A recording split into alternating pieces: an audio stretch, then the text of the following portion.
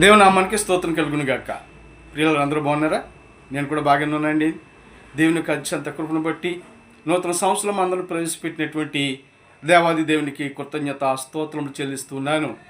అలాగే యూట్యూబ్లోను స్టేటస్లోను వీక్షిస్తున్న వారికి కూడా నా హృదయపూర్వకమైనటువంటి నూతన సంవత్సర శుభాకాంక్షలు తెలియజేస్తుంటున్నాను. ఈరోజు నూతన సంవత్సరం దేవుడు ఏమి వాగ్దానం ఇవ్వబోతున్నాడు అనే విషయాన్ని మనం చూసినట్లయితే యెషయా గ్రంథము 43వ అధ్యాయము 19వ వచనంలో ఇలాగే సెలవిస్తూ ఉన్నాడు. ఇదిగో నేను ఒక నూతన క్రియ చేయుచున్నాను, ఇప్పుడే అది మొలుచును, దాన్ని ఆలోచింపరా. నేను అరణ్యంలో త్రోవ కలుగు చేయుచున్నాను, ఎడారిలో నదులు పారజేయుచున్నాను. ఎంత గొప్ప వాగ్దానం అండి ఇది.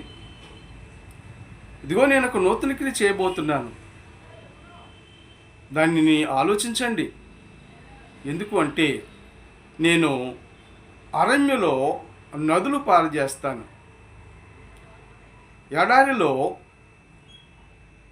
సెలయేర్లు ప్రవహింపచేస్తాను అని చెప్తున్నాడు.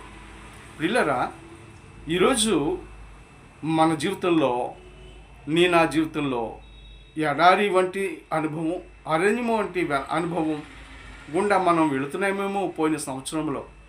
ఈ సంవత్సరంలో దేవుడు దానిని నూతన పరుస్తాను, నీ పట్ల నేను కార్యం చేస్తాను అని వాగ్దానం చేస్తున్నాడు.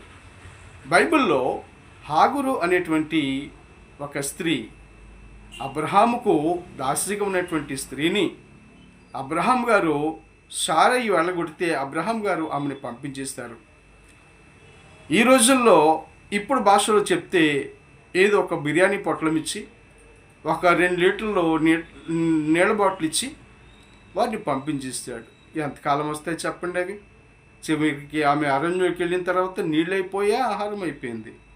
అలాంటి సమయంలో తన కుమారుడు చనిపోవడానికి సిద్ధంగా ఉండగా ఆ కుమారుడు మొర్ర విన్నటువంటి దేవుడు ఆ ఎడారిలో ఏం కలిగజేశాడు అనుకుంటున్నారండి? అవును, నదులు పారజేయనట్లుగా నీటి బొగ్గును ఉబకింపజేసి వారి దాహాన్ని తీర్చి చనిపోవడానికి సిద్ధంగా ఉన్న వారిని బ్రతికించినట్లుగా మనం చూస్తుంటున్నాం. పిల్లరా, దేవుడు చేసే కార్యాలు అలాగే ఉంటాయి. అయితే ఈరోజు నీ జీవితంలో ఒకవేళ ఎలాంటి అనుభవం గుండా వెళుతున్నావా?